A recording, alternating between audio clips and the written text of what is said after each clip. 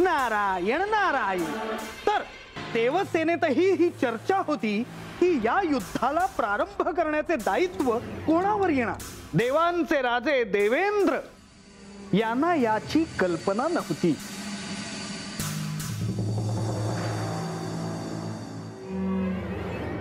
काय झालं देवा, ते आख्यानाचे मध्यात असताना तुम्ही असे अचानक आलात.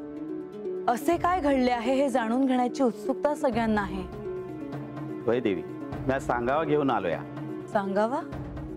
कुणाचा? कुणाचा असं नाही, गडावर जे घडलंय ते सांगायला आलोय. असं काय घडलंय गडावर? देवांचं राजा इंद्रदेव आता गडावर आले आहेत.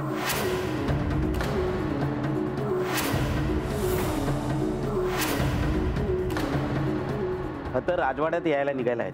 देवेंद्र आले आहेत जेजुरीत?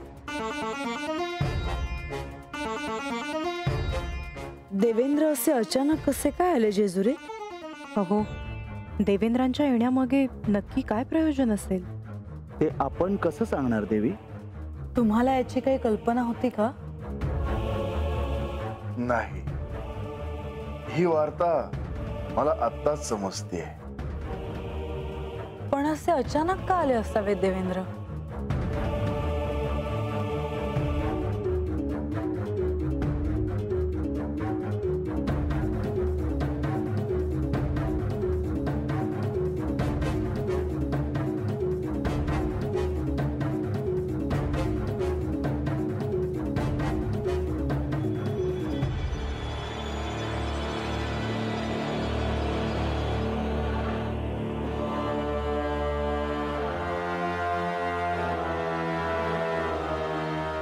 प्रणाम देवा. इंद्रदेव, शचीदेवी, आपले जेजुरी गडावर स्वागत आहे. देवेंद्र असे अचानक येणे केले? जेजुरीत येण्यामागे काही प्रयोजन आहे का? देवी, आपण योग्य तेच ओळखले. या आख्यानाच्या निमित्ताने आम्ही मुद्दाम या जेजुरी गडावरती आलो आहोत. आख्यानाच्या निमित्ताने म्हणजे नेमकं काय आहे देवेंद्रांच्या मनात? इंद्रदेव, या जेजुरी गडावर तुम्ही कधीही येऊ शकता.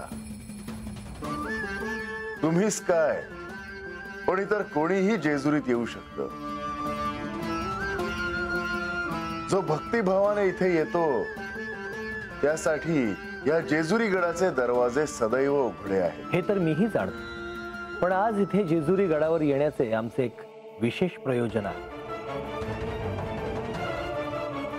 हे प्रयोजन बानूच्या संबंधित नसावे म्हणजे झाले. विशेष प्रयोजन? आणि ते कोणते देवेंद्र? या जेजुरी गडावर नारद मुनी गेले काही दिवस श्री मार्तंड भैरवांच्या अर्थात आपल्या अवतार कार्याचे आख्यान सांगत आहे.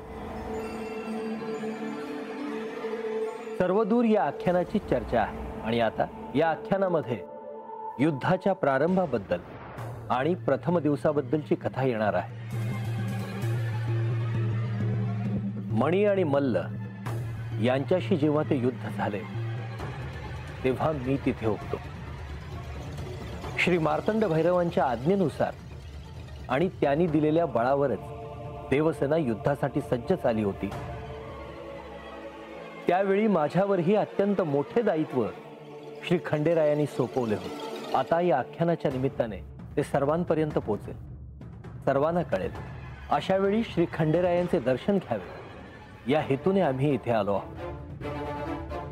जेजुरीत येण्याचे आमचे हेच प्रयोजन आहे. इंद्रदेव, आख्यानामध्ये ते सर्वांना कळेलच,